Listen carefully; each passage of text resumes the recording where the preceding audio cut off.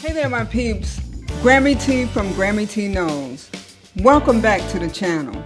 Today I'm going to show you how you can easily and quickly expand your backgrounds as well as add to them. Let's get started.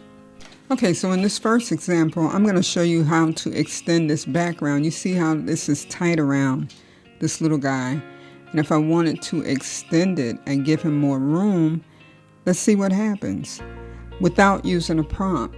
So we're going to come over here to choose our crop tool, and then you're going to come right here to this drop down box and you're going to choose Generative Expand, and then you want to resize your crop box to where you possibly want it, and then you simply click your check mark to commit to that change. And as always, you have 3 options to choose from. And this is your first option. I'm not that pleased with this one. This is much, look at this. I am totally impressed. Totally impressed. And then you have this last option. So the best option to me is this one right here. It's nice and it's clean. And you just extended your background just that quickly and easily using this tool. So here's your before and after. I'm going to choose another one, but I'm going to show you how you can generate a background that you want to use, or maybe if you wanted to add something to the background. So let's look at this next option. So in this image, we're actually going to add some bookshelves into the scene. So we're going to extend the background. So we're going to grab the crop tool and we're just going to extend it.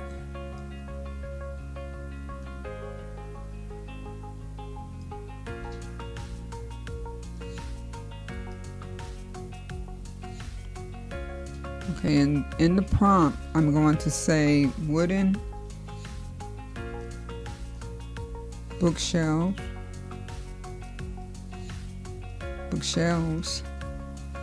with plants, and then generate. We'll go on and speed this up for you. Okay, I'm not really happy with this first result. Not quite bookshelves, but it's a shelf. And let's look at the next one. This one's okay.